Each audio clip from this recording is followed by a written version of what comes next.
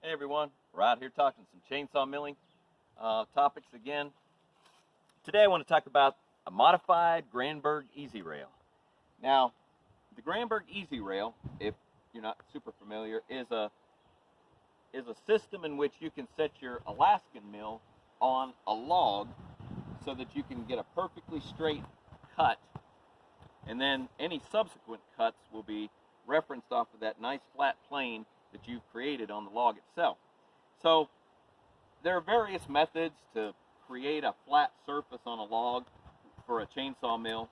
Some people mount brackets like on the log at the end and lay a ladder there, or they take a ladder and they screw the rungs down to the log itself, maybe put some wedges to create shims to keep it level.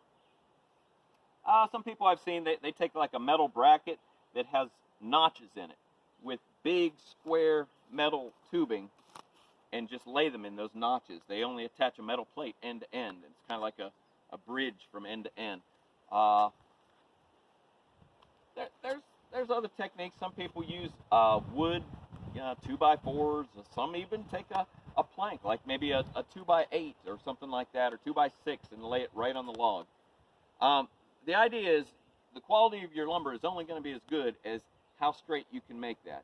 The Granberg EZ rail, along with various knockoff type of rails, have some advantages because, number one, they're very lightweight, which is nice. You don't have to lug a heavy piece of equipment in addition to all your other equipment. And also, these rails divide into two. This is the center dividing point. There's two screws down here that if you release those, they slide out from the T-slot track, and you have a 5-foot segment here, so that if you want to leave a little porch out here to set your mill on, to have it rest for your initial cut before you start into the cut, you may have an effective cut length of maybe 4 feet. If you're milling small pieces, maybe for certain cabinet making parts, maybe some doors for your cabinets or things like that, why mill a 12-foot long log only to have to cut it all down? It's best to cut it into a 4-foot segment and make it more manageable to manhandle, as far as, especially if you don't have big heavy equipment to move the stuff. But using it in the 10-foot section, you get about an effective 9 foot of cut. But the cool thing about the Granberg system, you can also get an adapter plate. See this, the end here, you might be see how the tubing actually is. It has this slot here, and the connector plate just slips into there, as well as an additional one. So if you wanted to make it 15 feet long or 20 feet long, you can do that. So that's a nice thing about these. Another thing about the systems like this, especially the Granberg one, is it has 4 points of attachment in this segment here. And what that does, like, not only the weight of your Alaskan mill pressing down can cause things to bow, this serves as a point of bracing for the weight downward. But also keep in mind, as you're milling, that engine is producing a lot of torque, especially if you get a bigger chainsaw, and it literally will bow your board, your system in. Like if you have a system that only attaches at the end of the logs, and depending on what type of beam or brace you have, it literally will bow it sideways. So with this system here, it attaches every 4 feet or so, so it keeps any kind of sideward flex to a minimum. Okay, so that's kind of like an overview of the Granberg rail. Now the Granberg rail comes with these. These are dogs. They typically mount right here, and whenever you want to physically attach this bracket, because you don't just set it there, it has to be attached, or otherwise it'll slide all around. And you would take these brackets and you would pound them in with a hammer, and it would spike in there, and there'd be another one here, and so forth. You have it comes with 4 of these whenever you purchase it. Now, I modified mine to not use those. You say, well, why don't you want to use those? There's 2 reasons I don't use them. The number one reason is I found whenever I would spike these in, you notice that, you know, this forms an arc like that. So as you're spiking it in, where you initially start your hole at is different than by the time this thing actually gets spiked in. It's causing some movement. Now, depending on how accurate you want to be, maybe it's not that big a deal. All I know is whenever I've used them in that method, I usually take these and I level it this direction. So if you go to each attachment point and make sure it's level going across, that makes sure that you don't have any twisting going down the length of your cut. But in addition to that, I always set this, you can call it a level, I'm just calling it a straight edge. I set this on here just to make sure there's no dip, because these are flexible. These rails will flex, so if you screw these adjusters too tight, it'll flex upward. If you don't have enough, it'll flex downward, and your Alaskan mill will track and follow whatever the shape of your rails are. So what I found was I would spike these things in. I would have everything set completely flat, everything's perfect. I'd say, okay, let me go ahead and spike it in now. I would spike it in, and just that little bit of extra torque on the bars would cause them to bow downward. It would have a dip in there. So that was my experience.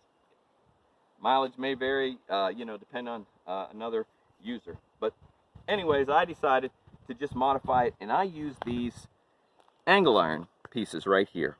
Cut them to this distance. I used the same hole pattern as the Alaskan dogs, and then I drilled a hole, this on a drill press. I just drilled through, and I just used decking screws going down.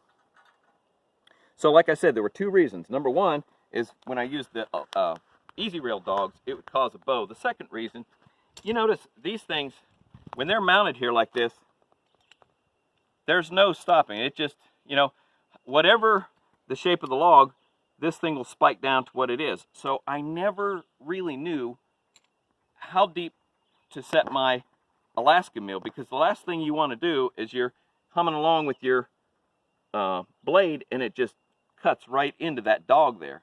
So it was always kind of a guessing game. How low, you know, is this depending on the log? When you use a bracket like this with a fixed length screw, regardless of how high or low you adjust these adjusters, the distance from this edge right here to where the bottom of the tip of this screw is in the back of the log, you can probably see it from the front side here, you know, is always the same, no matter how high or low. It may be adjusted, your screws may be adjusted up high, so in that case your screw would be up high, or if these adjusters were screwed high, which causes this end to dip low, this would be low. But the distance from here to that tip never changes. So in this case, you know, depending on what length of screw you use, in this particular case,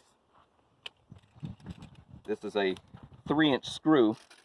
It works out for me based on the thickness of this rail, the thickness of this, and then the length of the screw to be 5 3/8. If I set it for 5 3/8, my chainsaw will never ever hit this here. It's a constant. So that's what I like about using this system. You never have to worry about cutting into your attachment screw, and the fact that this screw, when it goes down, it's going straight in, and it forms a tripod between these two screws, these adjuster screws, and your decking screw. It forms a little tripod here, a little tripod there, here, and here. And so each one is kind of like an independent little thing, and when you screw it down, it doesn't overly adversely affect the bowing of this. Now, what I found with this system is when you do put these in, let's just do it real quick here. Basically, what I've done so far, I just laid this thing on here and just very quickly set these so they make contact. I just use a little screwdriver like this that you can do like that. And I just set these, as you see, just touching this log, not making any kind of movement. And just by doing so, this thing's basically straight. I take my decking screw, and it is helpful to make sure you put it in as straight as possible. Don't have to do any kind of super duper tight thing, just a fairly minimal amount of tension will hold your Alaskan mill down just fine. And also, like with the other system, it is possible for those dogs to kind of vibrate loose because there's not really any serration or anything like that for them to stay put, where when you have a screw like this, it's not coming out. And when you do want to take it out, just grab your drill and back it out. Okay, so let's just check that. Right here, that's still perfectly level. That's still perfectly level. You can get it from here just to kind of show how the level is completely level. And there, still looks good. Okay, so let me make sure though that it didn't induce any bow or twist in here. Nice and flat all across there. Just kind of take it down here and see. All right, so that looks good. And then I'm not going to mill right now for this video, but I would take this and I would set it for 5 3/8, which currently it's not set for that. I have it set for a different amount. But you'd bring your mill over here, you would set it on here and mill. This particular log, I am going to mill it, and since this is a very small diameter log, I'm actually going to mill down at the very bottom for my first cut. And my flat surface is actually going to be down here, not up here where it's typically done, because it is such a small diameter log. I'll mill down here, I'll get a flat surface, then I'll just roll the log over and I'll use that surface as the straight edge. I really do like the Granberg EZ rails. I like the quality of their bracketry, of these adjuster screws, and let me say that too.